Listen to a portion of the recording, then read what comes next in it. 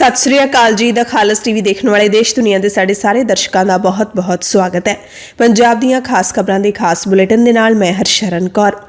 ਅੱਜ 28 ਅਕਤੂਬਰ ਹੈ, ਦਿਨ ਸ਼ੁੱਕਰਵਾਰ ਹੈ। ਨਾਨਕਸ਼ਾਹੀ ਸੰਮਤ 554 ਦੇ ਮੁਤਾਬਿਕ ਅੱਜ 12 ਕੱਤਕ ਹੈ। ਖਬਰਾਂ ਦੇ ਇਸ ਖਾਸ ਬੁਲੇਟਿਨ ਦੇ ਵਿੱਚ ਤੁਹਾਨੂੰ ਸਾਰੀਆਂ ਵੱਡੀਆਂ ਤਾਜ਼ਾ ਤੇ ਅਹਿਮ ਖਬਰਾਂ ਦੱਸ ਦਿੰਦੇ ਹਾਂ। ਸਭ ਤੋਂ ਪਹਿਲੀ ਖਬਰ ਖੁਰਾਕ ਘੁਟਾਲੇ ਦੇ ਨਾਲ ਜੁੜੀ ਹੋਈ ਹੈ, ਜਿਸ ਦੇ ਵਿੱਚ ਪੰਜਾਬ ਕਾਂਗਰਸ ਦੇ ਸੀਨੀਅਰ ਲੀਡਰ ਅਤੇ ਸਾਬਕਾ ਕੈਬਨਿਟ ਮੰਤਰੀ ਪੰਜਾਬ ਦੇ ਭਾਰਤ ਭੂਸ਼ਣ ਆਸ਼ੂ ਫਸੇ ਹੋਏ ਨੇ। ਵਿਜੀਲੈਂਸ ਬਿਊਰੋ ਨੇ ਹੁਣ ਆਸ਼ੂ ਦੇ ਖਿਲਾਫ ਕਾਨੂੰਨੀ ਸ਼ਿਕੰਜਾ ਹੋਰ ਮਜ਼ਬੂਤ ਕਰ ਲਿਆ।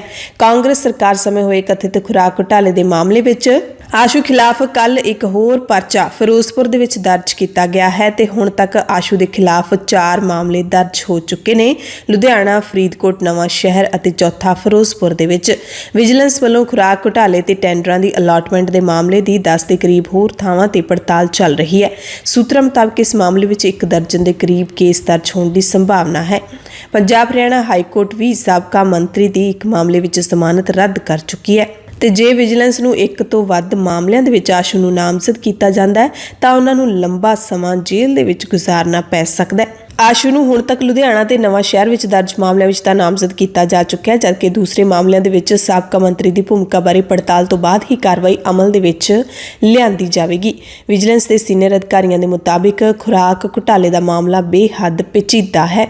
ਇਸ ਲਈ ਵਿਜੀਲੈਂਸ ਦੀ ਕੋਸ਼ਿਸ਼ ਹੋਵੇਗੀ ਕਿ ਕੇਸ ਨੂੰ ਅੰਜਾਮ ਤੱਕ ਪਹੁੰਚਾਇਆ ਜਾਵੇ। ਜਿਨ੍ਹਾਂ ਵੀ ਅਧਿਕਾਰੀਆਂ ਜਾਂ ਸਿਆਸਤਦਾਨਾਂ ਨੇ ਸਰਕਾਰੀ ਖਜ਼ਾਨੇ ਨੂੰ ਨੁਕਸਾਨ ਪਹੁੰਚਾਇਆ, ਉਹਨਾਂ ਖਿਲਾਫ ਅਦਾਲਤ ਵਿੱਚ ਕੇਸ ਨੂੰ ਮਜ਼ਬੂਤੀ ਤੇ ਠੋਸ ਤੱਥਾਂ ਦੇ ਆਧਾਰ ਤੇ ਲੜਿਆ ਜਾਵੇ।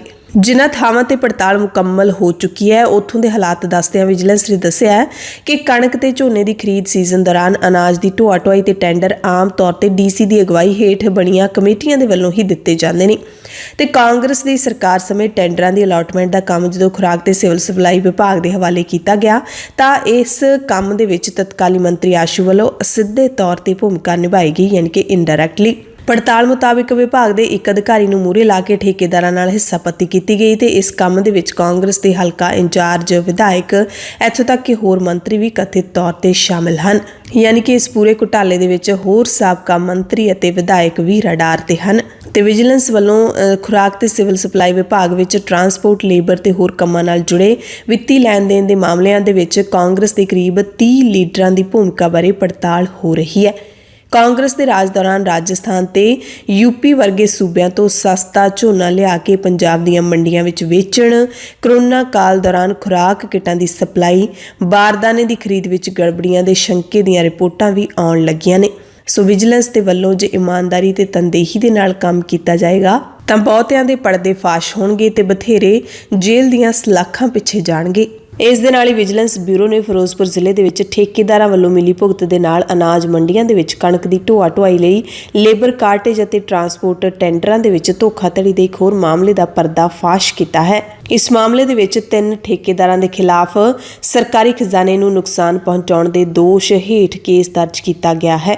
ਇਹਨਾਂ ਤਿੰਨਾਂ ਦੇ ਵਿੱਚੋਂ ਇੱਕ ਠੇਕੇਦਾਰ ਦਵਿੰਦਰ ਸਿੰਘ ਨੂੰ ਗ੍ਰਿਫਤਾਰ ਵੀ ਕਰ ਲਿਆ। ਪਤਾ ਲੱਗਿਆ ਕਿ ਚਾਲੂ ਵਿੱਤੀ ਸਾਲ 2022-23 ਦੇ ਵਿੱਚ ਕਣਕ ਤੇ ਇਸ ਦੇ ਸਟਾਕ ਬਾਰੇ ਲੇਬਰ ਕਾਰਟੇਜ ਤੇ ਢੋਆ ਢੁਆਈ ਦੇ ਟੈਂਡਰਾਂ ਦੌਰਾਨ ਇਹਨਾਂ ਤਿੰਨੇ ਠੇਕੇਦਾਰਾਂ ਨੇ ਵਾਹਨਾਂ ਦੇ ਰਜਿਸਟ੍ਰੇਸ਼ਨ ਨੰਬਰਾਂ ਦੀਆਂ ਸੂਚੀਆਂ ਨੱਥੀ ਕੀਤੀਆਂ ਸੀ। ਜਾਂਚ ਵਿੱਚ ਗੱਲ ਸਾਹਮਣੇ ਆਈ ਹੈ ਕਿ ਇਹਨਾਂ ਸੂਚੀਆਂ ਦੇ ਵਿੱਚ ਮੋਟਰਸਾਈਕਲਾਂ, ਜੀਪਾਂ, ਟਰੈਕਟਰਾਂ ਤੇ ਹੋਰ ਕਈ ਗੈਰ ਪ੍ਰਮਾਣਿਤ ਵਾਹਨਾਂ ਦੇ ਰਜਿਸਟ੍ਰੇਸ਼ਨ ਨੰਬਰ ਵੀ ਨੱਥੀ ਕੀਤੇ ਗਏ ਸਨ, ਜਦਕਿ ਅਜਿਹੇ ਵਾਹਨਾਂ ਤੇ ਅਨਾਜ ਦੀ ਢੋਆ ਢੁਆਈ ਨਹੀਂ ਕੀਤੀ ਜਾ ਸਕਦੀ ਸੀ। ਸੋ ਇੱਕ ਦੂਜੇ ਦੀ ਮਿਲੀਭੁਗਤ ਦੇ ਨਾਲ ਇਹਨਾਂ ਨੇ ਅਨਾਜ ਮੰਡੀਆਂ ਦੇ ਵਿੱਚ ਧੋਖਾਧੜੀ ਕੀਤੀ ਹੈ। ਪੰਜਾਬ ਦੇ ਵਿੱਚ ਹੁਣ ਜਾਇਦਾਦ ਮਾਲਕਾਂ ਨੂੰ NOC 15 ਦਿਨਾਂ ਦੇ ਵਿੱਚ ਮਿਲੇਗੀ, ਜਦਕਿ ਪਹਿਲਾਂ ਇਹ ਪ੍ਰਕਿਰਿਆ 21 ਦਿਨਾਂ ਦੀ ਹੁੰਦੀ ਸੀ। ਪੰਜਾਬ ਦੇ ਖਜ਼ਾਨਾ ਮੰਤਰੀ ਹਰਪਾਲ ਸਿੰਘ ਚੀਮਾ ਤੇ ਮਾਲ ਮੰਤਰੀ ਬ੍ਰਹਮ ਸ਼ੰਕਰ ਜਿੰਪਾ ਨੇ ਚੰਡੀਗੜ੍ਹ ਦੇ ਵਿੱਚ ਇੱਕ ਉੱਚ ਪੱਧਰੀ ਮੀਟਿੰਗ ਦੌਰਾਨ ਲੋਕਾਂ ਨੂੰ ਜਾਇਦਾਦ ਖਰੀਦਣ ਮੌਕੇ ਝਗੜਿਆਂ ਅਤੇ ਮੁਕੱਦਮੇਬਾਜ਼ੀ ਤੋਂ ਬਚਾਉਣ ਦੇ ਲਈ NOC ਦੀ ਪ੍ਰਕਿਰਿਆ ਦਾ ਸਮਾਂ ਘਟਾਉਣ ਦਾ ਐਲਾਨ ਕੀਤਾ ਹੈ। ਇਸ ਮੀਟਿੰਗ ਦੇ ਵਿੱਚ ਇੱਕ ਹੋਰ ਫੈਸਲਾ ਲਿਆ ਗਿਆ ਕਿ ਪ੍ਰਵਾਸੀ ਭਾਰਤੀਆਂ ਤੇ ਹੋਰਨਾਂ ਅਜਿਹੇ ਵਿਅਕਤੀਆਂ ਜਿਨ੍ਹਾਂ ਦੇ ਕੋਲ ਸਮੇਂ ਦੀ ਘਾਟ ਹੁੰਦੀ ਹੈ, ਉਹਨਾਂ ਦੀ ਸਹੂਲਤ ਲਈ ਤਤਕਾਲ ਸਹੂਲਤ ਤਹਿਤ NOC ਦੀ ਪ੍ਰਕਿਰਿਆ ਦਾ ਸਮਾਂ ਸਿਰਫ 5 ਦਿਨ ਦਾ ਹੋਵੇਗਾ। ਇਸ ਸਹੂਲਤ ਦੇ ਤਹਿਤ ਪ੍ਰਵਾਸੀ ਪੰਜਾਬੀ ਜਾਂ ਉਹ ਵਿਅਕਤੀ ਜਿਹੜੇ ਇਸ ਸਹੂਲਤ ਨੂੰ ਜਲਦੀ ਹਾਸਲ ਕਰਨਾ ਚਾਹੁੰਦੇ ਨੇ, ਕੁਝ ਵੱਧ ਫੀਸ ਅਦਾ ਕਰਕੇ 5 ਦਿਨਾਂ ਦੇ ਵਿੱਚ NOC ਲੈ ਸਕਣਗੇ। इस दौरान लोगों की सहूलत के लिए वसीका नवीसां के नवे लाइसेंस जारी करने का फैसला भी लिया गया है। लोगों को अधिकारित और अणअधिकारित रिहायशी कलोनियां बारे जाणू करवाउण लई सूबे भर दीआं सारीआं अधिकारित कलोनियां की सूची नूं माल मकान उसारी ते स्थानिक सरकारां दीआं विभागी वैबसाइटां ते प्रकाशित किया जाएगा। फरीदकोट दे विच आखिरकार जौड़ियां नहरां दे कंढे अते तल पक्के करन दे खिलाफ लोग डट गए ने। कल इलाके दे लोकां ने डीसी कमिश्नर दे दफ्तर दे बाहर वड्डा रोस धरना दिता। धरने की अगवाई कर रहे इलाके दे लोकां ने कहा कि धरती हेठला पानी खारा होने करके पीण योग नहीं है। जल सप्लाई विभाग वालों उसारे गए वाटर वर्क्स सिर्फ 30% आबादी की ही लोड़ पूरी कर सकते हैं। नहरां दे तल ते किनारे कंक्रीट दे बण नाल जमीन दे विच पानी दा रिसाव बिल्कुल बंद हो जाऊगा ते नहरां दे आले दुआले दे इलाके विच पीण वाले पानी की वड्डे पद्धर ते घाट पैदा होगी। इस तो इलावा जौड़ियां नहरां दे आले दुआले लखां की गिणती विच जिहड़े रुख खड़े ने तां इस प्रोजैक्ट दे शुरू होण दे नाल उन्हां नूं भी वड्ड दित्ता जाऊगा ते वातावरण प्रदूषित है जिहड़ा वो वखरा होगा।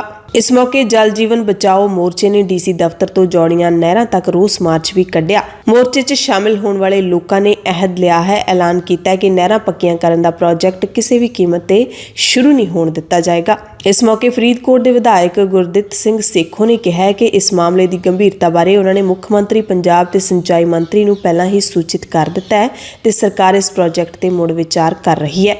सो जे लोग इस तरह डटे रहे तो इस प्रोजैक्ट नूं शुरू होने तो जाहिर तौर पर रोकिया जा सकता है। उधर संगरूर दे विच पंजाब के मुख्यमंत्री भगवंत सिंह मान की कोठी के बाहर किसानां दा धरना अज 20वें दिन दे विच दाखिल हो गया है। कल नूं इस मोर्चे ते एक वड्डी रैली की जा रही है, पर हैरानी की गल है कि हले तक सरकार का कोई भी नुमाइंदा ना तो इत्थे मोर्चे विच पहुंचा है ते ना ही कोई संपर्क बनाया गया। हरियाणा के सूरजकुंड दे विच भारत के केंद्रीय गृह मंत्री अमित शाह दे वल्लों सारे सूबियां दे गृह मंत्रियों दे नाल एक चिंतन शिविर किया जा रहा है, जिस दे विच पंजाब के मुख्यमंत्री भगवंत सिंह मान भी शामिल होए ने। हालांकि इस शिविर दे विच भारत के गैर भाजपा मुख्यमंत्री गैर हाज़र रहे ने, जिन्हां दे कोल गृह मंत्राला भी है। इन्हां दे विच ममता बनर्जी पश्चिमी बंगाल तो, बिहार के नीतीश कुमार, उड़ीसा के नवीन पटनायक, तमिलनाडु के MK स्टालिन अते राजस्थान के अशोक गहलोत शामिल ने। पर गैर भाजपा शासित सूबे के 2 मुख्यमंत्री जरूर शामिल हुए ने, जिहड़े गृह मंत्राला भी सामभदे ने। इन्हें पंजाब के मुख्यमंत्री भगवंत सिंह मान अते केरला के पिनरई विजयन। इस शिविर दे विच शामिल हुए मुख्यमंत्री भगवंत मान ने केंद्रीय गृह मंत्री अमित शाह नूं सूबे दे विच पाकिस्तान दे नाल लगदी कौमांतरी सरहद उत्ते कंडियाली तार नेड़ले किसानां नूं दरपेश मुश्किलां नूं हमदर्दी नाल विचारन दी अपील कीती है। उन्होंने केंद्रीय गृह मंत्री नूं कंडियाली तार अते असल सरहद दे विचाले दूरी नूं घटाउण दी अपील भी की, तां जो तार दे उस पार जाके अपणीआं ज़मीनां ते खेती करन वाले किसानां नूं राहत मिल सके। उन्होंने कहा कि दूरी मौजूदा 1 किलोमीटर की थां 150 तो 200 मीटर तक घटाउणी चाहिए है। अज गृह मंत्रियों के इस चिंतन शिविर नूं प्रधानमंत्री नरेंद्र मोदी वर्चुअली संबोधन करेंगे। कल केंद्रीय गृह मंत्री अमित शाह ने कहा कि सरहद पार अपराधां के असरदार टाकरे के लिए सूबियां ते केंद्र की इकट्ठी जिम्मेवारी समूहिक जिम्मेदारी बनती है। उन्होंने जोर दे के कहा है कि नरेंद्र मोदी सरकार नूं अंदरूनी सुरक्षा नाल जुड़े सारे मोर्चों ते रिकॉर्ड सफलता मिली है। पंजाब दे विच नवीं सरकार बनी है। आम आदमी पार्टी की बदलाव वाली सरकार बनी है, पर पंजाब के पिंडां अते शहरां दे विकास लई हाले तक मंत्रियां, विधायकां, राज सभा मैंबरां किसी ने भी अपने अख्तियारी कोटे दे विचों किसी ग्रांट का ऐलान नहीं किया है। पंजाब के कैबिनेट मंत्री पिंडां ते शहरां दे विच समागमां ते भी जांदे ने। मेज़बानां दे वल्लों फंडां लई मंग पत्र भी पढ़े जांदे ने, पर सारे मंत्री कुछ ऐलान किए बिना ही वापस परत आउंदे ने, जबकि चलंत माली वरे दे सिर्फ 5 महीने बाकी रह गए ने। जेकर फंडां नूं वंडण दे विच इंच ही ढिल मठ रही तां ये फंड लैप्स हो जाणगे। दरअसल इसदा कारण है कि पेंडू विकास ते पंचायत महकमे ने अख्तियारी कोटे दे फंडां लई हर साल बनन वाली नवीं पॉलिसी नूं मुख मंत्री कोल भेजण दे विच ही देरी कर दित्ती है। मुख मंत्री नूं हाले लंघी 23 अक्तूबर नूं यह पॉलिसी प्रवानगी दे लई भेजी गई है, जिहड़ी हाले तक प्रवान नहीं हुई है, क्योंकि मुख मंत्री दे होर भी बहुत सारे रुझेवें हुंदे ने। इन्ना क समां लग ही जांदा है। जबकि आम तौर ते सरकारां माली साल दे अध तक अख्तियारी कोटे दे 60 तो 70% फंड वंड दिंदियां ने, ਪਰ ਇੱਥੇ ਤਾਂ 7 ਮਹੀਨੇ ਲੰਘ ਗਏ ਨੇ, ਸਿਰਫ 5 ਮਹੀਨੇ ਹੀ ਬਾਕੀ ਨੇ। 60 ਤੋਂ 70% ਤੱਕ ਹੀ 1% ਵੀ ਫੰਡ ਨਹੀਂ ਜਾਰੀ ਕੀਤੇ ਗਏ। ਨਿਯਮਾਂ ਦੇ ਮੁਤਾਬਿਕ ਮੁੱਖ ਮੰਤਰੀ ਨੂੰ ਹਰ ਸਾਲ 10 ਕਰੋੜ ਮਿਲਦੇ ਨੇ ਤੇ ਹਰੇਕ ਮੰਤਰੀ ਨੂੰ ਸਾਲਾਨਾ 3 ਕਰੋੜ ਰੁਪਏ ਅਖਤਿਆਰੀ ਕੋਟੇ ਦੀ ਗ੍ਰਾਂਟ ਮਿਲਦੀ ਹੈ, ਜਿਹੜੀ ਉਹ ਕਿਸੇ ਵੀ ਪਿੰਡ ਨੂੰ, ਕਿਸੇ ਵੀ ਸ਼ਹਿਰ ਨੂੰ ਦੇ ਸਕਦੇ ਨੇ, ਐਲਾਨ ਕਰ ਸਕਦੇ ਨੇ। ਹੋਰ ਤਾਂ ਹੋਰ ਜਿਹੜੇ ਪਿਛਲੀ ਸਰਕਾਰ ਦੇ ਵੇਲੇ ਕਾਂਗਰਸੀ ਵਜ਼ੀਰਾਂ ਨੇ ਆਪਣੀ ਹਕੂਮਤ ਦੇ ਅਖੀਰ ਵਿੱਚ ਅਖਤਿਆਰੀ ਕੋਟੇ ਦੇ ਫੰਡ ਜਾਰੀ ਕੀਤੇ ਸੀ, ਉਹਨਾਂ ਤੇ ਵੀ ਨਵੀਂ ਸਰਕਾਰ ਨੇ ਉਂਗਲ ਚੁੱਕ ਦਿੱਤੀ ਹੈ ਤੇ ਕਈ ਥਾਈਂ ਉਹ ਫੰਡ ਰੋਕ ਲਏ ਨੇ। ਨਵੀਂ ਸਰਕਾਰ ਨੇ ਸਹੁੰ ਚੁੱਕਣ ਤੋਂ ਕੁਝ ਦਿਨ ਬਾਅਦ ਹੀ 22 ਮਾਰਚ ਨੂੰ ਹੁਕਮ ਜਾਰੀ ਕਰਕੇ ਪੇਂਡੂ ਵਿਕਾਸ ਤੇ ਪੰਚਾਇਤ ਵਿਭਾਗ ਦੇ 11 ਤਰ੍ਹਾਂ ਦੇ ਫੰਡਾਂ ਦੀ ਵਰਤੋਂ ਤੇ ਰੋਕ ਲਾ ਦਿੱਤੀ ਸੀ। ਹਾਲਾਂਕਿ ਇਹ ਰੋਕ ਅਗਸਤ ਮਹੀਨੇ ਵਿੱਚ ਹਟਾ ਦਿੱਤੀ ਗਈ ਹੈ। ਹਾਲਾਂਕਿ ਪੰਜਾਬ ਵਿਧਾਨ ਸਭਾ ਦੇ ਸਪੀਕਰ ਤੇ ਡਿਪਟੀ ਸਪੀਕਰ ਇਸ ਗੱਲੋਂ ਖੁਸ਼ਕਿਸਮਤ ਨੇ ਕਿ ਉਹਨਾਂ ਨੂੰ 3-3 ਕਰੋੜ ਰੁਪਏ ਦੇ ਅਖਤਿਆਰੀ ਕੋਟੇ ਦੇ ਫੰਡ ਹਾਸਲ ਹੋ ਗਏ ਨੇ ਤੇ ਉਹਨਾਂ ਨੇ ਸੰਧਵਾ ਨੇ ਕਰੀਬ 2 ਕਰੋੜ ਰੁਪਏ ਦੇ ਫੰਡ ਪਿੰਡਾਂ ਤੇ ਸ਼ਹਿਰਾਂ ਲਈ ਜਾਰੀ ਵੀ ਕਰ ਦਿੱਤੇ ਨੇ। ਇਸੇ ਤਰ੍ਹਾਂ ਡਿਪਟੀ ਸਪੀਕਰ ਜੈ ਕਿਸ਼ਨ ਰੋੜੀ ਵੀ ਇਹਨਾਂ ਫੰਡਾਂ ਨੂੰ ਲਗਾਤਾਰ ਜਾਰੀ ਕਰ ਰਹੇ ਨੇ। ਇਸ ਦਰਮਿਆਨ ਪੇਂਡੂ ਵਿਕਾਸ ਤੇ ਪੰਚਾਇਤ ਮੰਤਰੀ ਕੁਲਦੀਪ ਸਿੰਘ ਧਾਲੀਵਾਲ ਨੇ ਦਾਅਵਾ ਕੀਤਾ ਹੈ ਕਿ ਅਖਤਿਆਰੀ ਕੋਟੇ ਦੇ ਫੰਡਾਂ ਦਾ ਬਜਟ ਮਹਿਕਮੇ ਨੂੰ ਪ੍ਰਾਪਤ ਹੋ ਚੁੱਕਿਆ ਹੈ।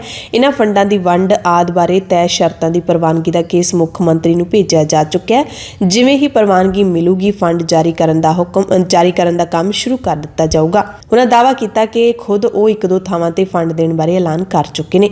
ਇਹ ਤਾਂ ਸੀ ਪੰਜਾਬ ਦੇ ਵਜ਼ੀਰਾਂ ਦੀ ਗੱਲ, ਜਿਨ੍ਹਾਂ ਨੂੰ ਫੰਡ ਹਾਲੇ ਤੱਕ ਜਾਰੀ ਹੀ ਨਹੀਂ ਹੋਏ, ਇਸ ਕਰਕੇ ਉਹ ਅੱਗੇ ਦੇ ਹੀ ਨਹੀਂ ਸਕਦੇ। ਪਰ ਆਮ ਆਦਮੀ ਪਾਰਟੀ ਦੇ ਨਵੇਂ ਬਣੇ ਰਾਜ ਸਭਾ ਮੈਂਬਰਾਂ ਨੇ ਵੀ ਫੰਡ ਨਹੀਂ ਵੰਡੇ। ਉਹਨਾਂ ਨੂੰ ਸੰਸਦੀ ਕੋਟੇ ਦੇ ਫੰਡਾਂ ਦੀ ਪਹਿਲੀ ਕਿਸ਼ਤ ਹਰੇਕ ਨੂੰ 2.5 ਕਰੋੜ ਰੁਪਏ ਕੇਂਦਰ ਸਰਕਾਰ ਨੇ ਜਾਰੀ ਕਰ ਦਿੱਤੀ ਹੈ। ਪਰ ਕਮਾਲ ਦੀ ਗੱਲ ਹੈ ਕਿ ਇਹਨਾਂ ਮੈਂਬਰਾਂ ਦੇ ਕੋਲੇ ਹਾਲੇ ਤੱਕ ਫੰਡ ਵੰਡਣ ਦੀ ਵੇਲ ਹੀ ਨਹੀਂ ਹੈ। ਪੰਜਾਬ ਦੇ ਵਿੱਚੋਂ ਆਮ ਆਦਮੀ ਪਾਰਟੀ ਦੇ 5 ਰਾਜ ਸਭਾ ਮੈਂਬਰ 10 ਅਪ੍ਰੈਲ ਨੂੰ ਚੁਣੇ ਗਏ ਸੀ। 2.5 ਕਰੋੜ ਦੇ ਫੰਡ ਮਿਲੇ ਨੇ।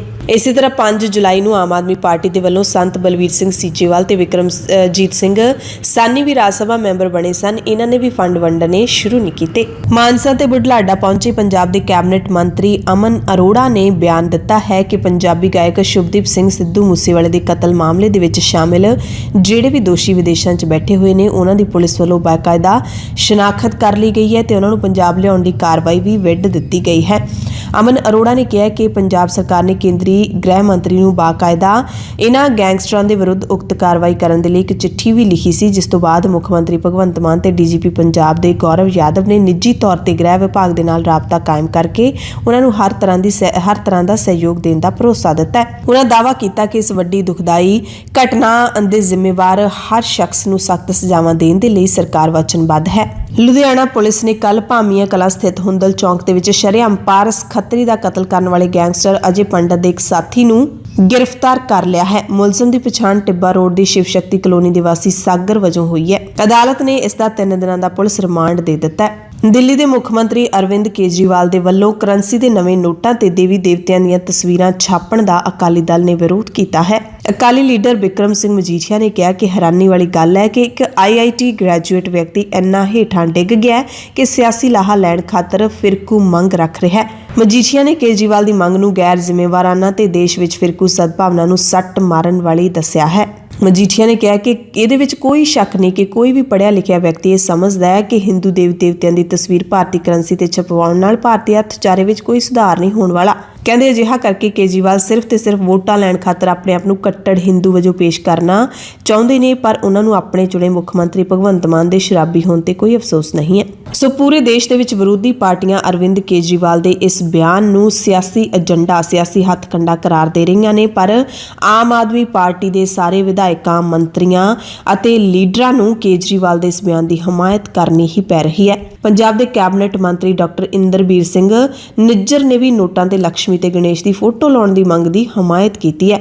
ਉਹਨਾਂ ਕਿਹਾ ਕਿ ਅਰਵਿੰਦ ਕੇਜਰੀਵਾਲ ਨੇ ਤਾਂ ਇਸ ਮੁੱਦੇ ਤੇ ਆਪਣੀ ਰਾਏ ਦਿੱਤੀ ਹੈ, ਮੰਨਣਾ ਜਾਂ ਫਿਰ ਨਾ ਮੰਨਣਾ ਕੇਂਦਰ ਸਰਕਾਰ ਦੇ ਹੱਥ ਹੈ। ਪਰ ਨਾਲ ਹੀ ਇਹ ਵੀ ਕਹਿ ਗਏ ਕਿ ਚੰਗੀ ਗੱਲ ਹੈ, ਹਰ ਵਿਅਕਤੀ ਮਾਂ ਲక్ష్ਮੀ ਨੂੰ ਮੰਨਦਾ ਹੈ, ਪੂਜਾ ਕਰਦਾ ਹੈ, ਜੇ ਅਜਿਹਾ ਹੋ ਜਾਏ ਤਾਂ ਵਧੀਆ ਹੈ। ਉਧਰ ਸ਼੍ਰੋਮਣੀ ਗੁਰਦੁਆਰਾ ਪ੍ਰਬੰਧਕ ਕਮੇਟੀ ਦੇ ਪ੍ਰਧਾਨ ਦੀ ਚੋਣ ਤੋਂ ਪਹਿਲਾਂ ਜੋ ਬਾਗੀ ਸੁਰ ਉੱਠ ਰਹੇ ਨੇ, ਉਸ ਦਰਮਿਆਨ ਸ਼੍ਰੋਮਣੀ ਅਕਾਲੀ ਦਲ ਦੇ ਪ੍ਰਧਾਨ ਸੁਖਬੀਰ ਸਿੰਘ ਬਾਦਲ ਨੇ ਕੱਲ ਮਾਝੇ ਦੇ ਸ਼੍ਰੋਮਣੀ ਕਮੇਟੀ ਮੈਂਬਰਾਂ ਦੇ ਨਾਲ ਮੀਟਿੰਗ ਕੀਤੀ। ਇਸ ਮੀਟਿੰਗ ਦੇ ਵਿੱਚ ਸਾਬਕਾ ਪ੍ਰਧਾਨ ਬੀਬੀ ਜਗੀਰ ਕੌਰ ਵੱਲੋਂ ਮੁੜ ਚੋਣ ਲੜਨ ਦਾ ਮੁੱਦਾ ਭਾਰੂ ਰਿਹਾ। ਪਤਾ ਲੱਗਿਆ ਕਿ ਮਾਝੇ ਦੇ SGPC ਮੈਂਬਰਾਂ ਨੇ ਮੌਜੂਦਾ ਪ੍ਰਧਾਨ ਹਰਜਿੰਦਰ ਸਿੰਘ ਧਾਮੀ ਅਤੇ ਪੂਰੀ ਟੀਮ ਦੀ ਕਾਰਗੁਜ਼ਾਰੀ ਤੇ ਤਸੱਲੀ ਪ੍ਰਗਟ ਕੀਤੀ ਹੈ। ਮੀਡੀਆ ਨਾਲ ਗੱਲ ਕਰਦਿਆਂ ਜੋ ਸੁਖਬੀਰ ਬਾਦਲ ਨੂੰ ਬੀਬੀ ਜਗੀਰ ਕੌਰ ਦੇ ਪ੍ਰਧਾਨਗੀ ਦੀ ਚੋਣ ਲੜਨ ਦੇ ਫੈਸਲੇ ਬਾਰੇ ਪੁੱਛਿਆ ਗਿਆ ਤਾਂ ਸੁਖਬੀਰ ਨੇ ਇਸ ਬਾਰੇ ਕੁਝ ਵੀ ਟਿੱਪਣੀ ਕਰਨ ਤੋਂ ਇਨਕਾਰ ਕਰ ਦਿੱਤਾ। ਸੁਖਬੀਰ ਬਾਦਲ ਨੇ ਸਗੋਂ ਇਹ ਕਿਹਾ ਕਿ ਉਹਨਾਂ ਨੂੰ ਮਸਲੇ ਦਾ ਪਤਾ ਹੀ ਨਹੀਂ ਹੈ ਤੇ ਉਹ ਬੀਬੀ ਜਗੀਰ ਕੌਰ ਦਾ ਸਤਿਕਾਰ ਕਰਦੇ ਨੇ। ਆ ਜਾਣ ਕੇ ਵਿਰੋਧੀਆਂ ਦਾ ਡਰਾਮਾ ਹੈ। ਅੱਜ ਤੱਕ ਕਿਤੇ ਲਿਫਾਫਾ ਖਰਚਾ ਨਹੀਂ।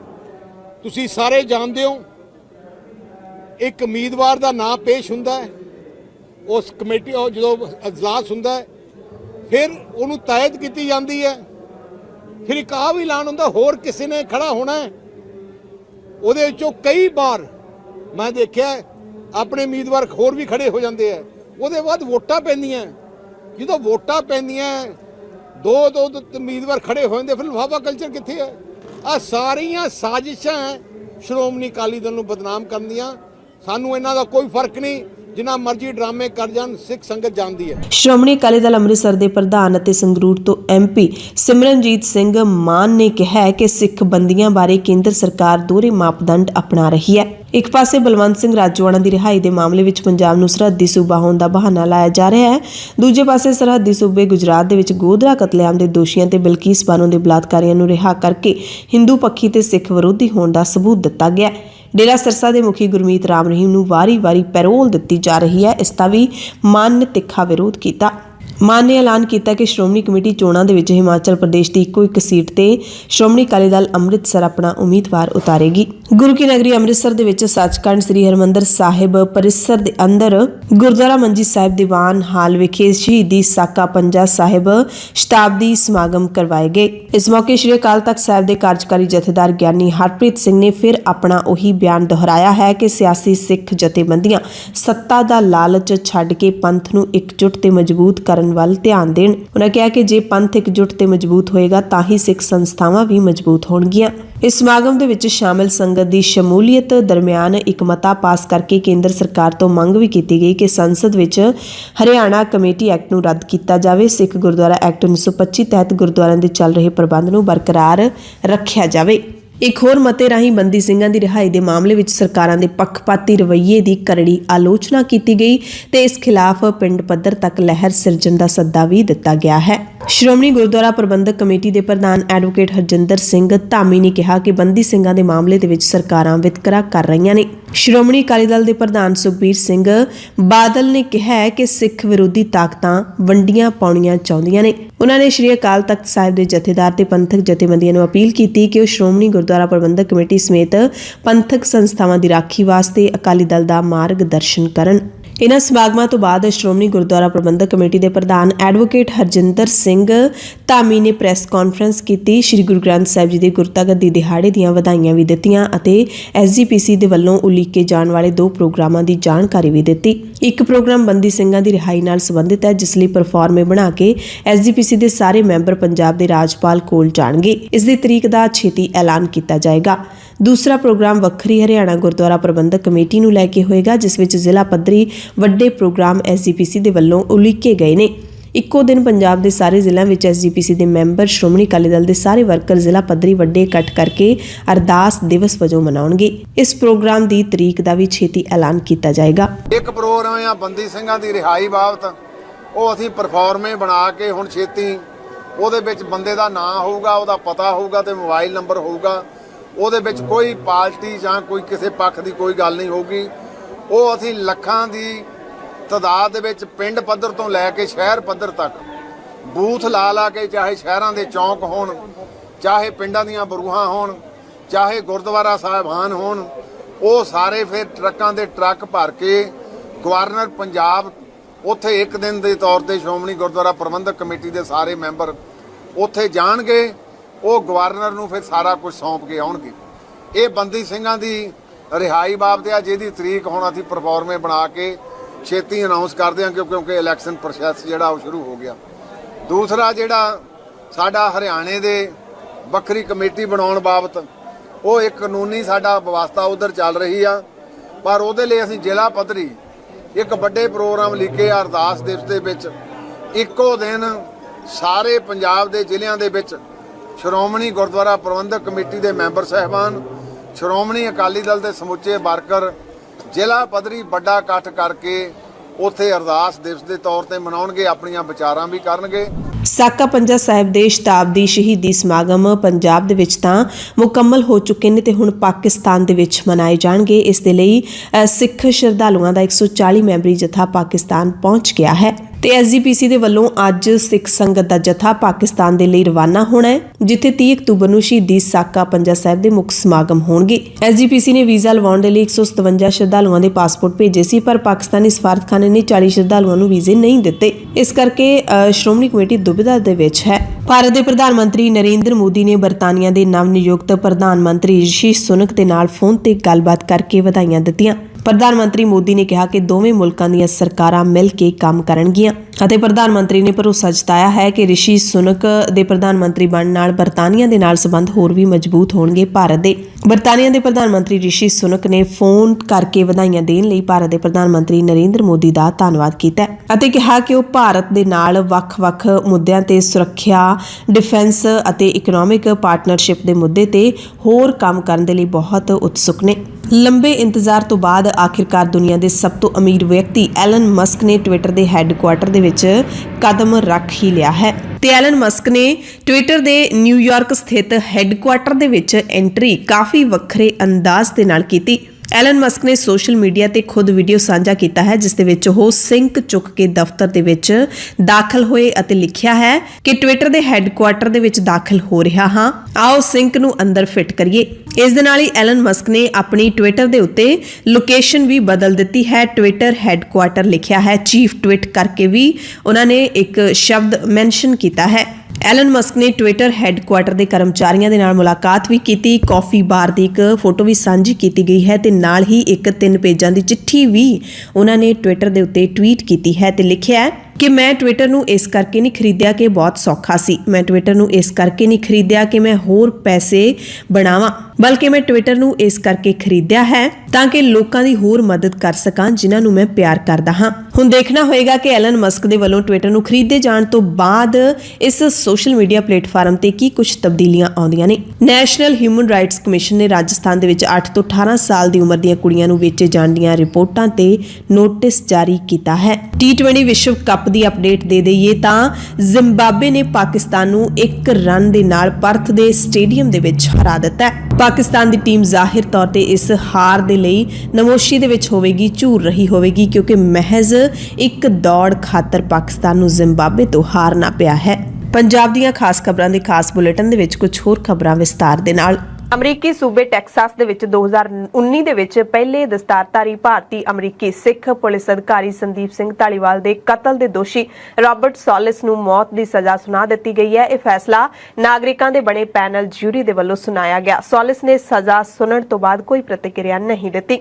ਮੌਤ ਦੀ ਸਜ਼ਾ ਦੀ ਸਿਫਾਰਿਸ਼ ਕਰਨ ਤੋਂ ਪਹਿਲਾਂ ਜਿਊਰੀ ਨੇ ਯਾਨੀ ਕਿ ਜੱਜਾਂ ਨੇ ਸਿਰਫ 35 ਮਿੰਟ ਵਾਸਤੇ ਹੀ ਵਿਚਾਰ ਵਟਾਂਦਰਾ ਕੀਤਾ। ਇਸ ਦੇ ਨਾਲ ਹੀ ਹੈਰਿਸ ਕਾਉਂਟੀ ਸ਼ੈਰਿਫ ਐਂਡ ਗੋਂਜਾਲੇਜ਼ ਨੇ ਟਵੀਟ ਕੀਤਾ ਕਿ ਫੈਸਲਾ ਆ ਚੁੱਕਿਆ ਹੈ। ਜੱਜਾਂ ਨੇ ਰਾਬਰਟ ਸੌਲਿਸ ਨੂੰ ਮੌਤ ਦੀ ਸਜ਼ਾ ਸੁਣਾਈ ਹੈ। ਪਰਿਵਾਰ ਨੇ ਕਿਹਾ ਕਿ ਅਸੀਂ ਬਹੁਤ ਸ਼ੁਕਰਗੁਜ਼ਾਰ ਹਾਂ ਕਿ ਇੰਨੀ ਦੇਰ ਬਾਅਦ ਉਹਨਾਂ ਨੂੰ ਇਨਸਾਫ ਮਿਲਿਆ ਹੈ। ਪਰਿਵਾਰ ਨੇ ਅਦਾਲਤ ਦੇ ਇਸ ਫੈਸਲੇ ਤੋਂ ਬਾਅਦ ਰਾਹਤ ਮਹਿਸੂਸ ਕੀਤੀ ਹੈ। ਸੰਦੀਪ ਸਿੰਘ ਧਾਲੀਵਾਲ 2015 ਦੇ ਵਿੱਚ ਸੁਰਖੀਆਂ ਦੇ ਵਿੱਚ ਉਦੋਂ ਆਏ ਸਨ ਜਦੋਂ ਉਹਨਾਂ ਨੇ ਆਪਣੇ ਪਹਿਰਾਵੇ ਦੇ ਵਿੱਚ ਦਸਤਾਰ ਸਮੇਤ ਪੁਲਿਸ ਦੀ ਨੌਕਰੀ ਕਰਨ ਦੀ ਇਜਾਜ਼ਤ ਹਾਸਲ ਕੀਤੀ ਸੀ। ਅਮਰੀਕਾ ਦੇ ਟੈਕਸਾਸ ਸੂਬੇ ਦੇ ਵਿੱਚ 27 ਸਤੰਬਰ 2019 ਨੂੰ ਡਿਊਟੀ ਕਰ ਰਹੇ ਸੀ ਧਾਲੀਵਾਲ ਗੱਡੀਆਂ ਦੀ ਚੈਕਿੰਗ ਕਰ ਰਹੇ ਸੀ ਤਾਂ ਸ਼ਰੇਆਮ ਇੱਕ ਸਨਕੀ ਸ਼ਖਸ ਰਾਬਰਟ ਸੌਲਿਸ ਨੇ ਉਹਨਾਂ ਨੂੰ ਪਿੱਛੇੋਂ ਗੋਲੀਆਂ ਮਾਰ ਕੇ ਕਤਲ ਕਰ ਦਿੱਤਾ ਸੀ।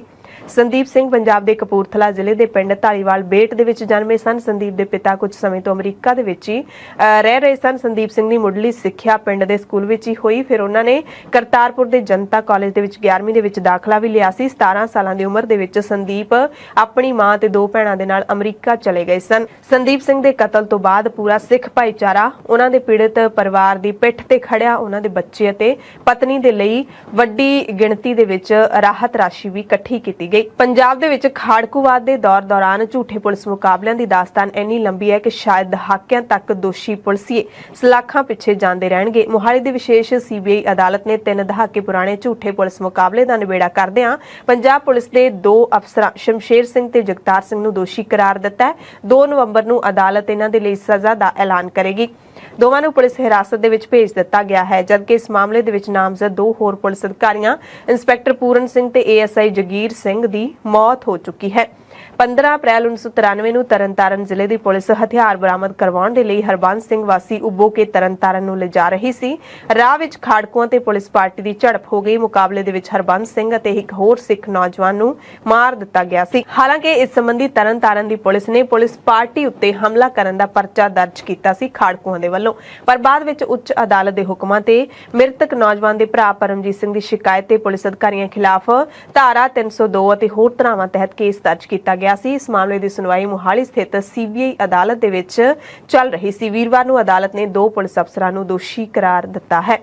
ਪਿਛਲੇ ਸਮੇਂ ਦੇ ਵਿੱਚ ਵੀ ਪਿਛਲੇ 2-3 ਮਹੀਨਿਆਂ ਦੇ ਵਿੱਚ ਹੋਰ ਵੀ ਪੁਲਿਸੀਏ ਅਜਿਹੇ ਮਾਮਲਿਆਂ ਦੇ ਦੋਸ਼ੀ ਕਰਾਰ ਦਿੱਤੇ ਜਾ ਚੁੱਕੇ ਨੇ। ਭਾਰਤ ਦੇ ਵਿੱਚ Canadian high commissioner Cameron McKay ਨੇ ਖਾਲਿਸਤਾਨ ਬਾਰੇ ਪੁੱਛੇ ਇੱਕ ਸਵਾਲ ਤੇ ਕਿਹਾ ਕਿ ਕੈਨੇਡਾ ਦੇ ਵਿੱਚ ਸਾਰੇ ਧਰਮਾਂ ਦਾ ਸਵਾਗਤ ਹੈ। ਇਹ ਜਵਾਬ ਉਹਨਾਂ ਨੇ ANI ਦੇ ਪੱਤਰਕਾਰ ਨੂੰ ਉਦੋਂ ਦਿੱਤਾ ਜਦੋਂ ਪੱਤਰਕਾਰ ਨੇ ਉਹਨਾਂ ਤੋਂ ਪੁੱਛਿਆ ਕਿ ਕੈਨੇਡਾ ਦੇ ਵਿੱਚ ਖਾਲਿਸਤਾਨੀ ਤੱਤ ਜਿਹੜੇ ਕਿ ਭਾਰਤ ਵਿੱਚ ਦੇਸ਼ ਧਰੋਹੀ ਮੰਨੇ ਜਾਂਦੇ ਨੇ ਉਹਨਾਂ ਦੇ ਨਾਲ ਸਰਕਾਰ ਕਿਵੇਂ ਨਜਿੱਠ ਰਹੀ ਹੈ, ਤਾਂ ਉਹਨਾਂ ਨੇ ANI ਦੇ ਪੱਤਰਕਾਰ ਨੂੰ ਜਵਾਬ ਦਿੰਦਿਆਂ 3 ਵਾਰੀ ਇਹੀ ਕਿਹਾ, ਕੈਨੇਡਾ ਦੇ ਵਿੱਚ ਅਸੀਂ ਸਾਰੇ ਧਰਮਾਂ ਦੇ ਲੋਕਾਂ ਨੂੰ ਪਿਆਰ ਕਰਦੇ ਹਾਂ।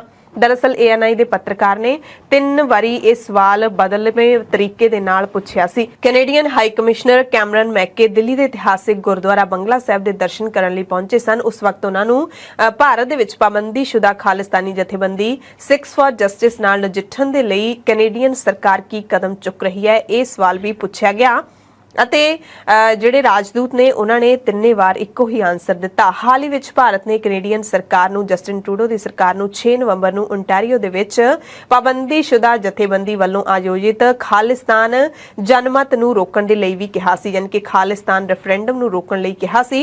ਵਿਦੇਸ਼ ਮੰਤਰਾਲੇ ਦੇ ਬੁਲਾਰੇ ਅਰਿੰਦਮ ਬਾਗਚੀ ਨੇ ਮੀਡੀਆ ਦੇ ਸਵਾਲਾਂ ਦਾ ਜਵਾਬ ਦਿੰਦੇ ਹੋਏ ਕਿਹਾ ਸੀ ਕਿ ਵੱਖਵਾਦੀ ਗਰੁੱਪਾਂ ਵੱਲੋਂ ਕਰਵਾਏ ਗਏ ਅਖੌਤੀ ਜਨਮਤ ਸੰਗ੍ਰਹਿ ਦਾ ਮੁੱਦਾ ਭਾਰਤ ਵਿੱਚ ਸਥਿਤ ਕੈਨੇਡੀਅਨ ਹਾਈ ਕਮਿਸ਼ਨ ਦੇ ਨਾਲ-ਨਾਲ ਕੈਨੇਡੀਅਨ ਅਧਿਕਾਰੀਆਂ ਦੇ ਕੋਲ ਵੀ ਚੁੱਕਿਆ ਗਿਆ ਹੈ। ਬਾਗਚੀ ਨੇ ਕਿਹਾ ਸੀ ਕਿ ਭਾਰਤ ਨੇ ਸਪਸ਼ਟ ਕਰ ਦਿੱਤਾ ਹੈ ਕਿ ਉਹ ਨਵੀਂ ਦਿੱਲੀ ਤੇ ਆਟਵਾ ਦੇ ਵਿੱਚ ਇਹਨਾਂ ਮੁੱਦਿਆਂ ਤੇ ਆਵਾਜ਼ ਚੁੱਕਣਾ ਜਾਰੀ ਰੱਖਣਗੇ। ਇਸ ਦੌਰਾਨ ਭਾਰਤ ਨੇ ਪਿਛਲੇ ਮਹੀਨੇ ਕੈਨੇਡਾ ਦੇ ਵਿੱਚ ਆਪਣੇ ਨਾਗਰਿਕਾਂ ਅਤੇ ਵਿਦਿਆਰਥੀਆਂ ਨੂੰ ਦੇਸ਼ ਦੇ ਵਿੱਚ ਵੱਧ ਰਹੀਆਂ ਅਪਰਾਧਿਕ ਘਟਨਾਵਾਂ ਅਤੇ ਭਾਰਤ ਵਿਰੋਧੀ ਗਤੀਵਿਧੀਆਂ ਦੇ ਵਿਚਾਲੇ ਚੌਕਸ ਰਹਿਣ ਦੇ ਲਈ ਇੱਕ ਐਡਵਾਈਜ਼ਰੀ ਵੀ ਜਾਰੀ ਕੀਤੀ ਸੀ। ਪੰਜਾਬ ਤੋਂ ਆਮ ਆਦਮੀ ਪਾਰਟੀ ਦੇ ਰਾਜ ਸਭਾ ਮੈਂਬਰ ਰਾਘਵ ਚੱਡਾ ਨੇ ਵਿਦੇਸ਼ ਮੰਤਰਾਲੇ ਨੂੰ ਚਿੱਠੀ ਲਿਖ ਕੇ ਦੁਬਈ ਦੇ ਆਬੂ ਧਾਬੀ ਅਤੇ UAE ਦੇ ਵਿੱਚ ਫਸੇ ਪੰਜਾਬੀਆਂ ਦੀ ਘਰ ਵਾਪਸੀ ਦੀ ਮੰਗ ਕੀਤੀ ਹੈ।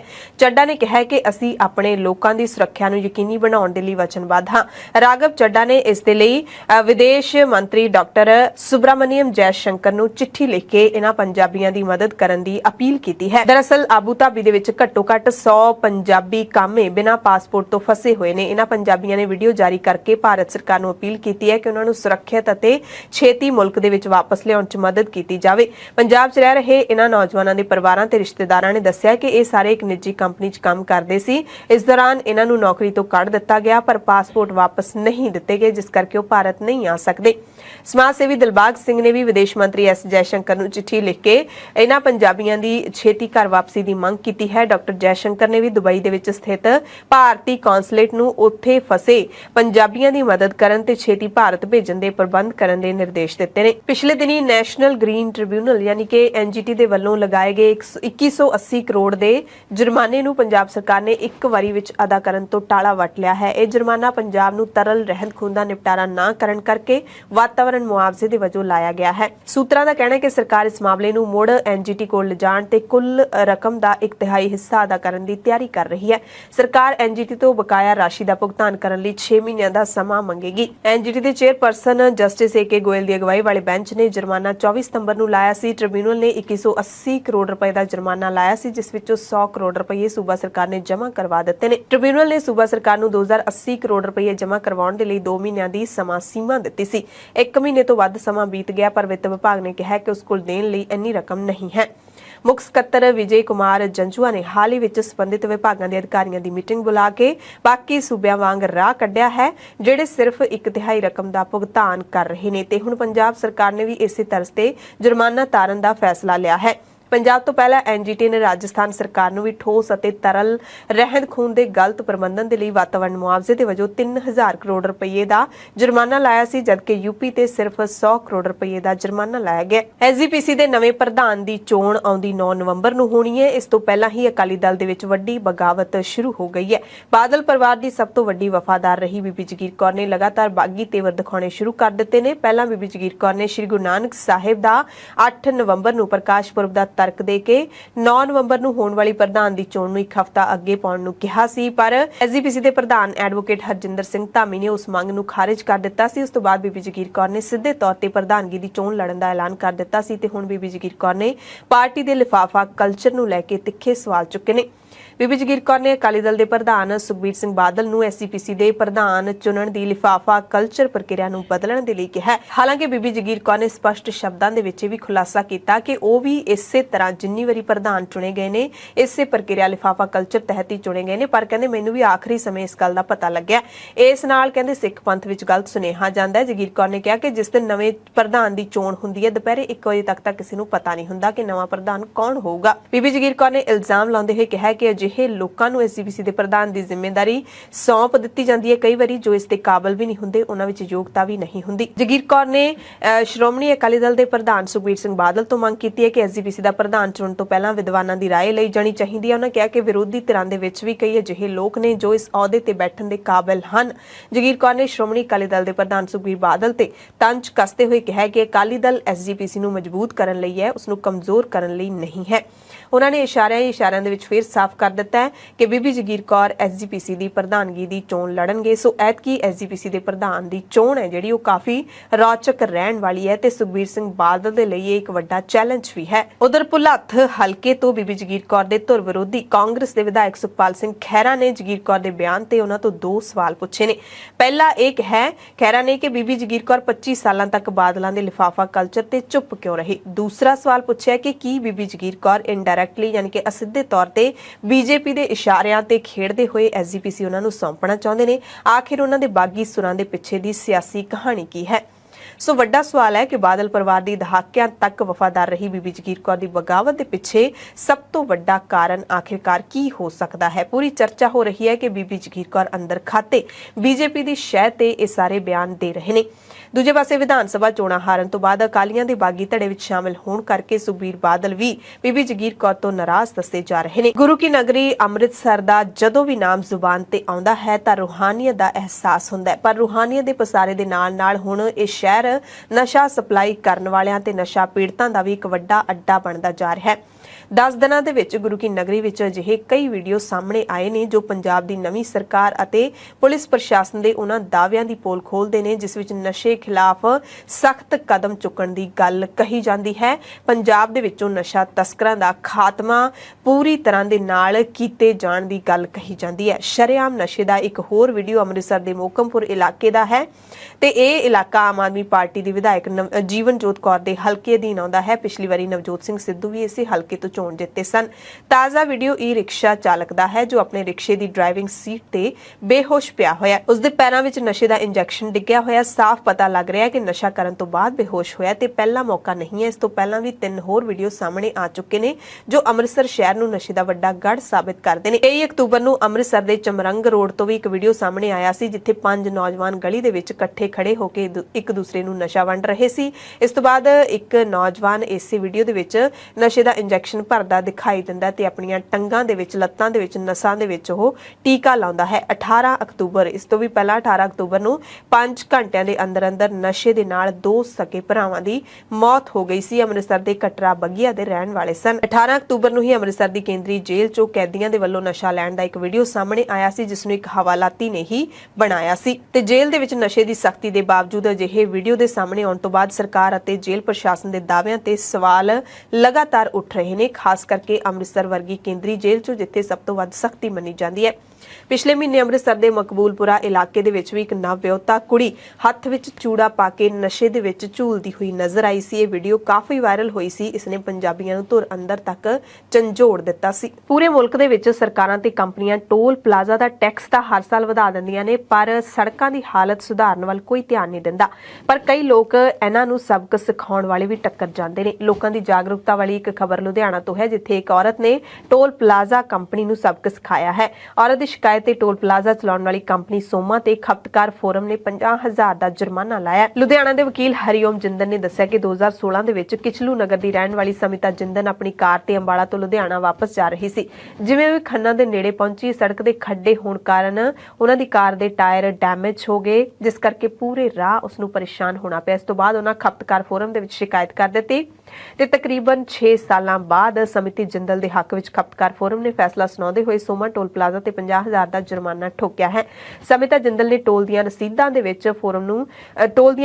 ਫੋਰਮ ਨੂੰ ਸਬੂਤ ਦੇ ਰੂਪ ਵਜੋਂ ਜਮ੍ਹਾਂ ਕਰਵਾਈਆਂ ਤੇ ਸਾਰੇ ਲੋਕਾਂ ਨੂੰ ਕਿਹਾ ਹੈ ਕਿ ਜੇ ਟੋਲ ਦੇਣ ਦੇ ਬਾਵਜੂਦ ਵੀ ਤੁਹਾਨੂੰ ਸਹੂਲਤਾਂ ਨਹੀਂ ਮਿਲਦੀਆਂ ਸੜਕ ਤੇ, ਤਾਂ ਤੁਸੀਂ ਖਪਤਕਾਰ ਫੋਰਮ ਕੋਲ ਜਾ ਕੇ ਸ਼ਿਕਾਇਤ ਕਰ ਸਕਦੇ ਹੋ। ਸੋ ਤੁਹਾਡੀ ਜਾਣਕਾਰੀ ਦੇ ਲਈ ਇਹ ਖਬਰ ਦੱਸਣੀ ਬੜੀ ਜ਼ਰੂਰੀ ਸੀ ਕਿ ਤੁਸੀਂ ਟੋਲ ਦਿੰਦੇ ਹੋ, ਟੋਲ ਵਾਲੀ ਸੜਕ ਦੇ ਉੱਤੇ ਥਾਂ ਤੇ ਜੇ ਟੋਏ ਪਏ ਨੇ, ਖੱਡੇ ਪਏ ਨੇ, ਹਾਦਸਿਆਂ ਦਾ ਸ਼ਿਕਾਰ ਬਣਦੇ ਨੇ ਵਾਹਨ, ਤਾਂ ਤੁਸੀਂ ਜ਼ਰੂਰ ਖਪਤਕਾਰ ਫੋਰਮ ਦੇ ਵਿੱਚ ਆਪਣੀ ਜ਼ਿੰਮੇਵਾਰੀ ਸਮਝਦੇ ਹੋਏ ਸ਼ਿਕਾਇਤ ਕਰਿਆ ਕਰੋ। ਬਲਾਤਕਾਰ ਤੇ ਕਤਲ ਦੇ ਦੋਸ਼ੀ ਗੁਰਮੀਤ ਰਾਮ ਰਹੀਮ ਦੀ ਪੈਰੋਲ ਤੇ ਲਗਾਤਾਰ ਸਵਾਲ ਉੱਠ ਰਹੇ ਨੇ ਤੇ ਹੁਣ ਦਿੱਲੀ ਮਹਿਲਾ ਕਮਿਸ਼ਨ ਦੀ ਚੇਅਰਪਰਸਨ ਸਵਾਤੀ ਮਾਲੀਵਾਲ ਨੇ ਵੀ ਗੁਰਮੀਤ ਰਾਮ ਰਹੀਮ ਨੂੰ ਬਲਾਤਕਾਰੀ ਤੇ ਕਾਤਲ ਦੱਸਦਿਆਂ ਉਸ ਦੀ ਪੈਰੋਲ ਤੇ ਸਵਾਲ ਖੜੇ ਕੀਤੇ ਨੇ।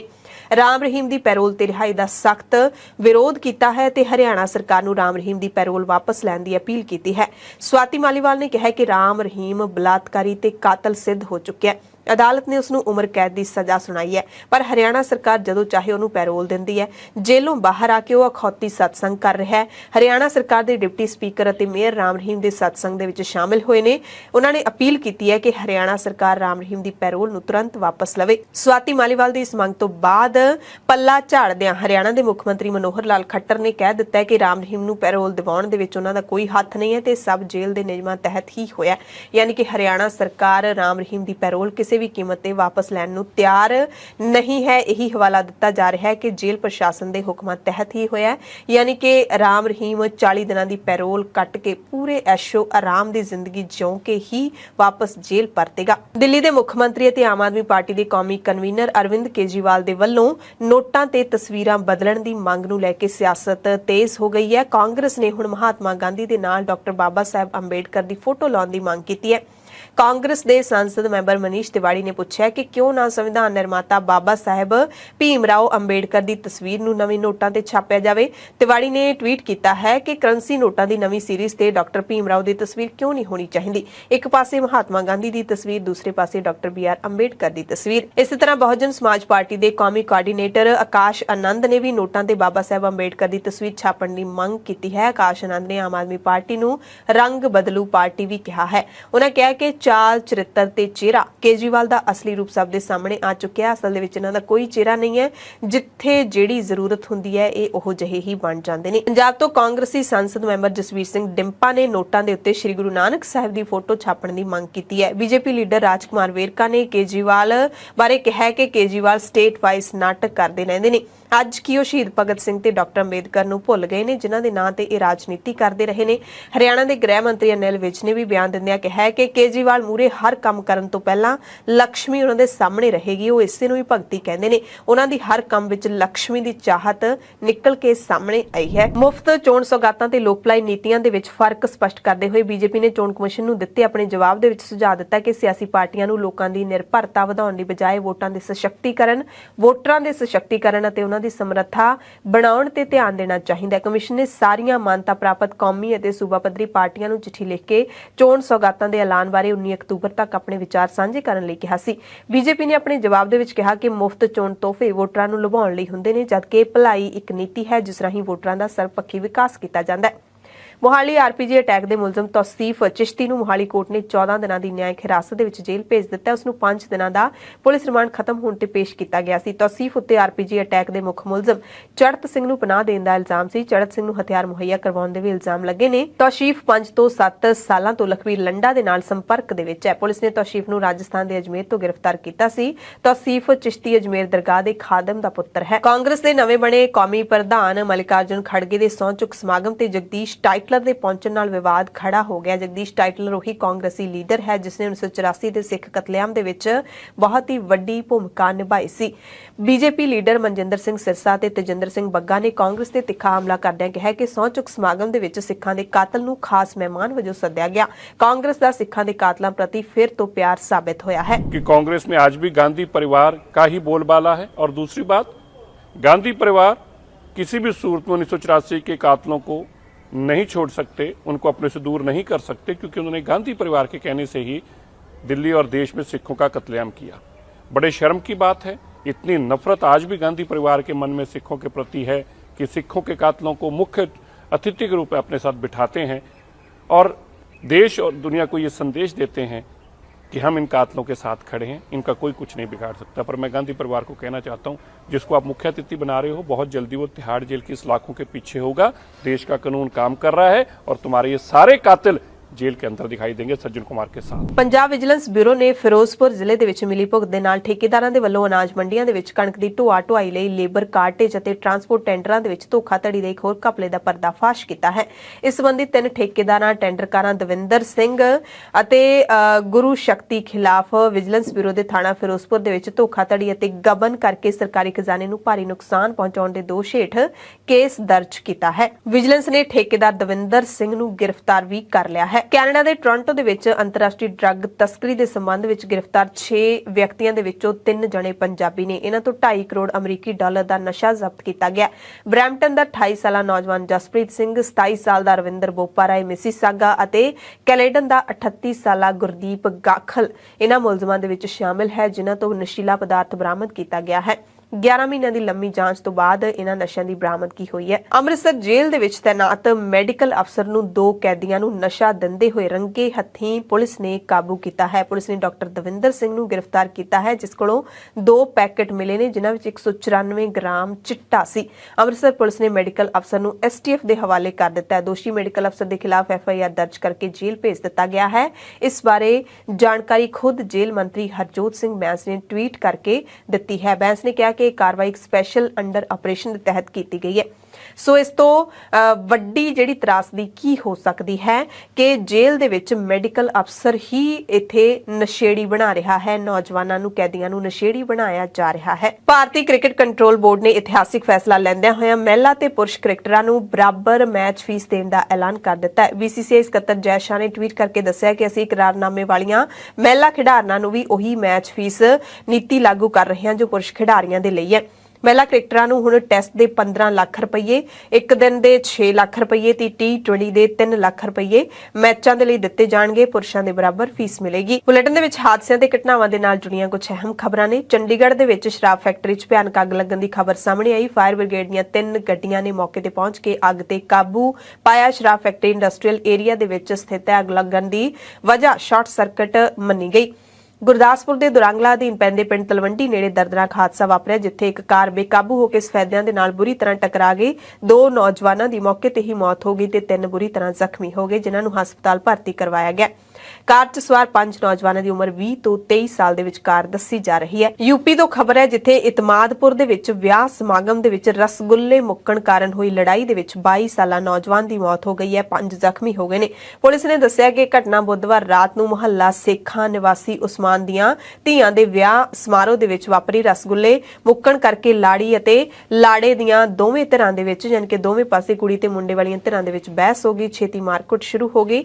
ਨੌਜਵਾਨ ਤੇ ਕਿਸੇ ਨੇ ਚਾਕੂ ਨਾਲ ਹਮਲਾ ਕਰ ਦਿੱਤਾ। ਹਮਲੇ 'ਚ ਗੰਭੀਰ ਜ਼ਖਮੀ ਸੰਨੀ ਦੀ 22 ਸਾਲ ਦੀ ਉਮਰ ਸੀ। ਉਸ ਦੀ ਇਲਾਜ ਦੌਰਾਨ ਮੌਤ ਹੋ ਗਈ। ਲਾਸ਼ ਨੂੰ ਪੋਸਟਮਾਰਟਮ ਲਈ ਭੇਜਿਆ ਗਿਆ। ਇਸੇ ਤਰ੍ਹਾਂ ਪ੍ਰਯਾਗਰਾਜ ਦੇ ਵਿੱਚ ਹੰਡਿਆ ਟੋਲ ਪਲਾਜ਼ਾ ਦੇ ਨੇੜੇ ਵਾਪਰੇ ਭਿਆਨਕ ਸੜਕ ਹਾਦਸੇ ਦੇ ਵਿੱਚ 4 ਔਰਤਾਂ ਤੇ 1 ਬੱਚੇ ਦੀ ਮੌਤ ਹੋ ਗਈ, ਜਦਕਿ ਹਾਦਸੇ ਦੇ ਵਿੱਚ 5 ਹੋਰ ਲੋਕ ਗੰਭੀਰ ਰੂਪ 'ਚ ਜ਼ਖਮੀ ਹੋ ਗਏ। ਇਲਾਜ ਇਹਨਾਂ ਦਾ ਨੇੜਲੇ ਹਸਪਤਾਲ ਦੇ ਵਿੱਚ ਚੱਲ ਰਿਹਾ ਹੈ। ਕਾਨਪੁਰ ਤੋਂ ਵਾਰਾਣਸੀ ਜਾ ਰਹੀ ਟਵੇਰਾ ਕਾਰ ਹੰਡਿਆ ਟੋਲ ਪਲਾਜ਼ਾ ਦੇ ਨੇੜੇ ਬਿਜਲੀ ਦੇ ਖੰਭੇ ਨਾਲ ਟਕਰਾ ਗਈ, ਜਿਸ ਕਾਰਨ ਇਹ ਹਾਦਸਾ ਵਾਪਰਿਆ। ਪੰਜਾਬ ਦੇ ਗੁਰਦਾਸਪੁਰ ਜ਼ਿਲ੍ਹੇ ਦੇ ਪਿੰਡ ਚੱਗੂਵਾਲ ਦੇ ਵਿੱਚ ਜ਼ਮੀਨੀ ਵਿਵਾਦ ਨੂੰ ਲੈ ਕੇ ਸ਼ਰੀਕੇ ਦੇ ਹੀ 2 ਪਰਿਵਾਰਾਂ ਦੇ ਵਿੱਚ ਖੂਨੀ ਝੜਪ ਹੋ ਗਈ, ਜਿਸ ਦੇ ਵਿੱਚ ਦੋਵਾਂ ਧਿਰਾਂ ਦੇ 3 ਜਣੇ ਜ਼ਖਮੀ ਹੋ ਗਏ। ਪਤਾ ਲੱਗਿਆ ਕਿ ਖੂਨੀ ਝੜਪ ਮਹਿਜ਼ 2 ਕਨਾਲਾਂ ਜ਼ਮੀਨ ਦੀ ਵੰਡ ਨੂੰ ਲੈ ਕੇ ਹੋਈ। ਬਟਾਲਾ ਦੇ ਨੇੜਲੇ ਸਰਹੱਦੀ ਕਸਬੇ ਸ਼ਿਕਾਰ ਮਾਛੀਆਂ ਦੇ ਵਿੱਚ BSF ਚੈੱਕ ਪੋਸਟ ਵਿਖੇ ਤੈਨਾਤ ਜਵਾਨ ਨੇ ਫਾਹਾ ਲੈ ਕੇ ਖੁਦਕੁਸ਼ੀ ਕਰ ਲਈ ਹੈ। ਮ੍ਰਿਤਕ ਜਵਾਨ ਦੀ ਦੇਹ ਦਾ ਪੋਸਟਮਾਰਟਮ ਕਰਨ ਦੇ ਲਈ ਸਿਵਲ ਹਸਪਤਾਲ ਬਟਾਲਾ ਦੇ ਵਿੱਚ ਭੇਜ ਦਿੱਤਾ ਗਿਆ। 40 ਸਾਲ ਉਮਰ ਦਾ ਮ੍ਰਿਤਕ ਸਤਿਆ ਨਾਰਾਇਣ ਯੂਪੀ ਦਾ ਦੱਸਿਆ ਜਾ ਰਿਹਾ ਹੈ। ਮੁੰਬਈ ਦੀ ਇੱਕ ਵਿਸ਼ੇਸ਼ ਅਦਾਲਤ ਨੇ 16 ਸਾਲਾਂ ਦੀ ਨਾਬਾਲਿਗ ਲੜਕੀ ਦੇ ਨਾਲ ਛੇੜਛਾੜ ਕਰਨ ਵਾਲੇ 25 ਸਾਲ ਦੇ ਦੋਸ਼ੀ ਨੌਜਵਾਨ ਨੂੰ 1.5 ਸਾਲ ਦੀ ਸਜ਼ਾ ਸੁਣਾਈ ਹੈ। ਇਸ ਸੰਬੰਧੀ 20 ਅਕਤੂਬਰ ਨੂੰ ਹੁਕਮ ਜਾਰੀ ਕੀਤਾ ਗਿਆ ਸੀ ਤੇ ਅਦਾਲਤ ਨੇ ਦੋਸ਼ੀ ਪ੍ਰਤੀ ਨਰਮੀ ਦਿਖਾਉਣ ਤੋਂ ਇਨਕਾਰ ਕਰਦਿਆਂ ਕਿਹਾ ਕਿ ਔਰਤਾਂ ਨੂੰ ਅਜਿਹੇ ਅਣਚਾਹੇ ਵਿਵਹਾਰ ਤੋਂ ਬਚਾਉਣ ਲਈ ਸੜਕ ਕਿਨਾਰੇ ਇਸ ਤਰ੍ਹਾਂ ਦੇ ਰੋਮੀਓਜ਼ ਨੂੰ ਸਬਕ ਸਿਖਾਉਣਾ ਬਹੁਤ ਜ਼ਰੂਰੀ ਹੈ। ਅਦਾਲਤ ਨੇ ਕਿਹਾ ਕਿ ਕਿਸੇ ਵੀ ਕੁੜੀ ਨੂੰ ਸੰਬੋਧਿਤ ਕਰਨ ਦੇ ਲਈ ਆਈਟਮ ਸ਼ਬਦ ਦੀ ਵਰਤੋਂ ਕਰਨਾ ਕੁਦਰਤੀ ਤੌਰ ਤੇ ਬਹੁਤ ਹੀ ਅਪਮਾਨਜਨਕ ਹੈ। ਮੱਧ ਪ੍ਰਦੇਸ਼ ਦੇ ਮੋਰੈਨਾ ਜ਼ਿਲ੍ਹੇ ਦੇ ਵਿੱਚ ਤੇਜ਼ ਰਫ਼ਤਾਰ ਰੇਲ ਗੱਡੀ ਦੀ ਫੇਟ ਵੱਜਣ ਕਰਕੇ ਰੇਲਵੇ ਸੁਰੱਖਿਆ ਬਲ ਯਾਨੀ ਕਿ ਆਰਪੀਐਫ ਦੇ 2 ਹੈੱਡ ਕਾਂਸਟੇਬਲ ਮਾਰੇ ਗਏ। ਹਾਦਸਾ ਮੋਰੈਨਾ ਤੋਂ 7 ਕਿਲੋਮੀਟਰ ਦੂਰ ਸਾਂਕ ਰੇਲਵੇ ਸਟੇਸ਼ਨ ਤੇ ਮੰਗਲਵਾਰ ਰਾਤ 8 ਵਜੇ ਦੇ ਕਰੀਬ ਵਾਪਰਿਆ, ਜਦੋਂ ਦੋਵੇਂ ਜਣੇ ਸਟੇਸ਼ਨ ਤੇ ਖੜੀ ਗਵਾਲੀਅਰ ਆਗਰਾ ਯਾਤਰੀ ਰੇਲ ਗੱਡੀ ਦੀ ਚੈਕਿੰਗ ਕਰ ਰਹੇ ਸਨ। ਇਸੇ ਦੌਰਾਨ ਦਿੱਲੀ ਤੋਂ ਆ ਰਹੀ ਦੁਰੰਤੋ ਐਕਸਪ੍ਰੈਸ ਗੱਡੀ ਉੱਥੋਂ ਲੰਘੀ ਤੇ ਦੋਵਾਂ ਨੂੰ ਫੇਟ ਮਾਰ ਕੇ ਚਲੇ ਗਈ। यूपी ਦੇ ਪ੍ਰਯਾਗਰਾਜ ਦੇ ਉਸ ਹਸਪਤਾਲ ਦੀ ਖਬਰ ਹੈ ਜਿੱਥੇ ਮਰੀਜ਼ ਨੂੰ ਪਲੇਟਲੈਟਸ ਦੀ ਥਾਂ ਜੂਸ ਚੜਾ ਦਿੱਤਾ ਗਿਆ ਸੀ। ਮਰੀਜ਼ ਦੀ ਮੌਤ ਹੋ ਗਈ ਸੀ। ਹਸਪਤਾਲ ਨੂੰ ਸੀਲ ਕਰ ਦਿੱਤਾ ਗਿਆ ਸੀ ਤੇ ਹੁਣ ਇਸ ਹਸਪਤਾਲ ਨੂੰ ਢਾਉਣਾ ਸ਼ੁਰੂ ਕਰ ਦਿੱਤਾ ਗਿਆ। ਨਿੱਜੀ ਹਸਪਤਾਲ ਸੀ। ਅਧਿਕਾਰੀਆਂ ਨੇ ਕਿਹਾ ਕਿ ਮਰੀਜ਼ ਨੂੰ ਜੂਸ ਚੜਾਉਣ ਦਾ ਮਾਮਲਾ 20 ਅਕਤੂਬਰ ਨੂੰ ਸੁਰਖੀਆਂ ਦੇ ਵਿੱਚ ਆਇਆ ਸੀ। ਕਰਨਾਟਕਾ ਦੇ ਯਾਦਗੀਰ ਜ਼ਿਲ੍ਹੇ ਦੇ ਸ਼ਾਹਪੁਰਾ ਅਧੀਨ ਆਉਂਦਾ ਪਿੰਡ ਹੋਤਪੇਟ ਦੀਵਾਲੀ ਦੇ ਦਿਨ ਸੋਗ ਦੇ ਵਿੱਚ ਡੁੱਬਿਆ ਰਿਹਾ ਕਿਉਂਕਿ ਪਿੰਡ ਦੇ ਵਿੱਚ ਗੰਦਾ ਪਾਣੀ ਪੀਣ ਕਾਰਨ 2 ਜਣਿਆਂ ਦੀ ਮੌਤ ਹੋ ਗਈ ਜਦਕਿ 40 ਹੋਰ ਬਿਮਾਰ ਹੋ ਗਏ। ਇਹ ਘਟਨਾ ਸੋਮਵਾਰ ਨੂੰ ਵਾਪਰੀ। ਉਸ ਦਿਨ ਤੋਂ ਲੋਕ ਲਗਾਤਾਰ ਇੱਥੇ ਬਿਮਾਰ ਪੈ ਰਹੇ ਨੇ। ਅਹਿਮਦਾਬਾਦ ਤੋਂ ਦਿੱਲੀ ਆ ਰਹੇ ਆਕਾਸਾ 에ਅਰ ਦੇ ਜਹਾਜ਼ ਦੇ ਨਾਲ ਇੱਕ ਪੰਛੀ ਟਕਰਾ ਗਿਆ ਤੇ ਪਾਇਲਟ ਨੇ ਤੁਰੰਤ ਅਜਿਹਾ ਚੰਗਾ ਫੈਸਲਾ ਲਿਆ ਕਿ ਵੱਡਾ ਹਾਦਸਾ ਹੋਣੋਂ ਟਲ ਗਿਆ। ਪੰਛੀ ਦੇ ਟਕਰਾਉਣ ਤੋਂ ਬਾਅਦ ਜਹਾਜ਼ ਨੂੰ ਦਿੱਲੀ ਹਵਾਈ ਅੱਡੇ ਤੇ ਉਤਾਰਿਆ ਗਿਆ। ਲੈਂਡਿੰਗ ਤੋਂ ਬਾਅਦ ਫਲਾਈਟ ਦੇ ਵਿੱਚ ਨੁਕਸਾਨ ਵੀ ਦੇਖਿਆ ਗਿਆ। ਡੀਜੀਸੀਏ ਮੁਤਾਬਿਕ ਹਾਦਸੇ ਦਾ ਸ਼ਿਕਾਰ ਹੋਈ ਫਲਾਈਟ ਦਾ ਨਾਮ QP1333 ਹੈ। ਇਹ ਉਡਾਣ ਅਹਿਮਦਾਬਾਦ ਤੋਂ ਦਿੱਲੀ ਦੇ ਲਈ ਚਲਾਈ ਜਾਂਦੀ ਹੈ। ਨੁਕਸਾਨਿਆ ਜਹਾਜ਼ ਮੈਕਸ ਕੰਪਨੀ ਦਾ B737-8 ਹੈ। ਜਦੋਂ ਜਹਾਜ਼ 1900 ਫੁੱਟ ਦੀ ਉਚਾਈ ਤੇ ਸੀ ਤਾਂ ਇੱਕ ਪੰਛੀ ਉੜਦੇ ਜਹਾਜ਼ ਦੇ ਨਾਲ ਟਕਰਾ ਗਿਆ। ਬਾਵਜੂਦ ਇਸ ਦੇ ਪਾਇਲਟ ਨੇ ਜਹਾਜ਼ ਦਾ ਕੰਟਰੋਲ ਬਰਕਰਾਰ ਰੱਖਿਆ ਤੇ ਸੁਰੱਖਿਅਤ ਇਸ ਨੂੰ ਲੈਂਡ ਕਰ ਲਿਆ। ਪੰਜਾਬ ਦੀਆਂ ਖਾਸ ਖਬਰਾਂ ਦੇ ਖਾਸ ਬੁਲੇਟਿਨ ਦੇ ਵਿੱਚ ਤੁਹਾਡੇ ਸਭ ਤੋਂ ਇਜਾਜ਼ਤ ਚਾਹੁੰਦੇ ਹਾਂ। ਧੰਨਵਾਦ।